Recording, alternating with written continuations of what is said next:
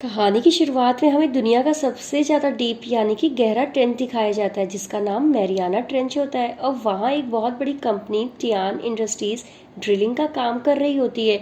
और वह 7 माइल्स नीचे तक खुदाई कर चुकी थी ताकि वो लोग और रिसोर्सेज को ढूंढ सकें। और ये सब कुछ दिखने में काफ़ी मुश्किल लग रहा होता है, लेकिन वहाँ पर बहुत अच्छे वर्कर्स रखे गए थे। उनमें से एक मेन कैरेक्टर एक लड़की का होता है जिसका नाम नोरा प्राइस है। और वो वहाँ पर मैकेनिकल इंजीनियर के तौर पर काम कर रही होती है। नोरा जिस जगह पर थी उस जगह का नाम कैब्रियल A22 स्टेशन था। और तभी नेक्स्ट सीन में हमें ये दिखाया जाता है कि कैब्रियल में एक बहुत बड़ा अर्थक्वेक आता है और वहाँ का वाटर प्रेशर ज़्यादा होने की वजह से वो कैबिनेट पूरी तरह से बर्बाद होने लगता है। नोरा डर जाती है और सबको जगाने लगती है। वहाँ पर एक ही वर्कर था जिसको नोरा अपने साथ ले लेती है और उनकी तरफ और भी बहुत सारे वर्कर्स भागकर आ रहे होते हैं। लेकिन नोरा को दरवाज़ा बंद करना पड़ता है, क्योंकि अगर वो दरवाज़ा बंद ना करती तो पूरा कैबलर डिस्ट्रॉय हो जाता और इस तरह से ये लोग भी ना बच पाते। जब वो लोग वहाँ से निकल रहे होते हैं तो उन्हें मार्बल में से एक और वर्कर मिलता है और वो अभी भी जिंदा था, लेकिन थोड़ा बहुत जख्मी था।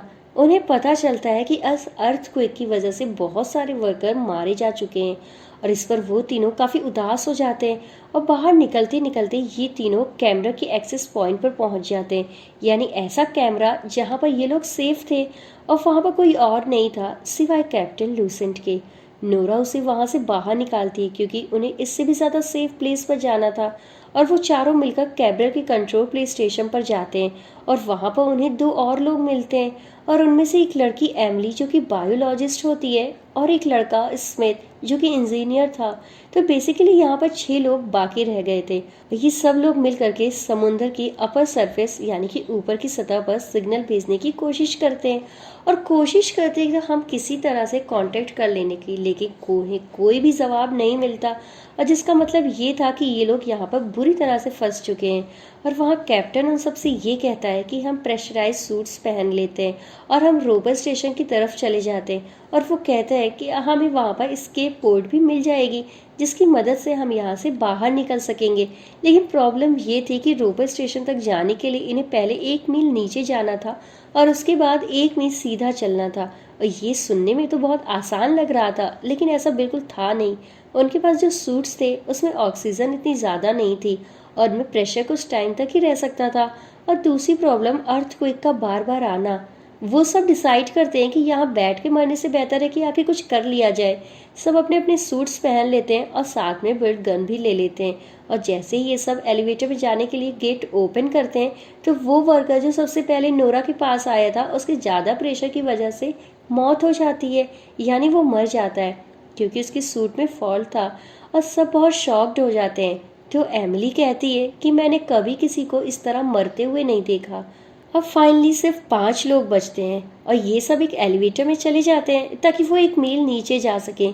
लेकिन वो अभी 200 मीटर ही नीचे गए होंगे कि उन्हें दोबारा से अर्थक्वेक फील होता है। और नीचे पहुंचकर जब ये लोग सीसीटीवी कैमरास ऑन करते हैं तो उन्हें बहुत सारे स्केट बोर्ड्स दिखाई देते हैं जिनसे उन्हें ये लगता है कि यहाँ अभी भी सर्वाइवर्स हैं और हमारी जान बच सकती है। स्मिथ और वो लड़का जिसको मलबे के नीचे से निकाला गया था वो स्केटबोर्ड सीखने के लिए चले जाते हैं और वो देखते हैं कि उसका दरवाज़ा खुला हुआ है और उसके अंदर कुछ एक्स जैसा मौजूद है, यानी कुछ अंडों जैसा है। वो उसे टच करते हैं और जैसे ही वो उसे टच करते हैं उसके अंदर से एक क्रिएचर आता है और उस पर अटैक कर देता है। स्मिथ अपनी बोल्ट गन की मदद से उस क्रिएचर को मार देता है।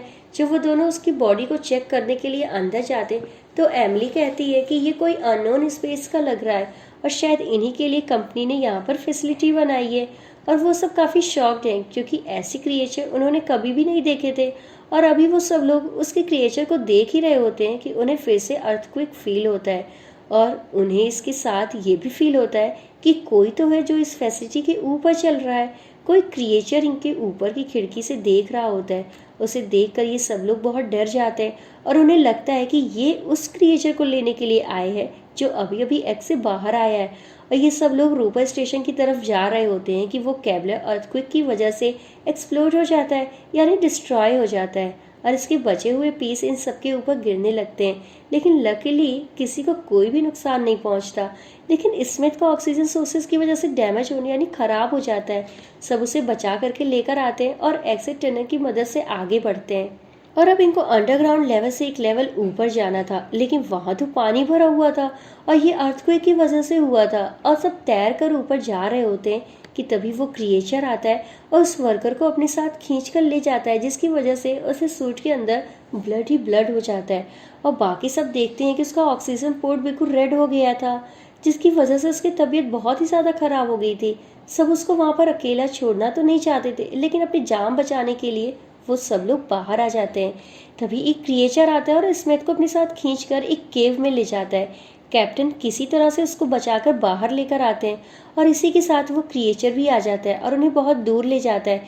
नोरा उन्हें बचाने के लिए जाती है, लेकिन ये दोनों उस जगह पर फंस जाते हैं जहाँ पर बहुत सारा प्रेशर होता है, जिसकी वजह से उन दोनों के सूट भी खराब हो जाते हैं। और यहाँ पर कैप्टन अपनी जान की कुर्बानी दे देता है, यानी कि सेक्रीफाइस कर देता है, ताकि नोरा की जान बच सके।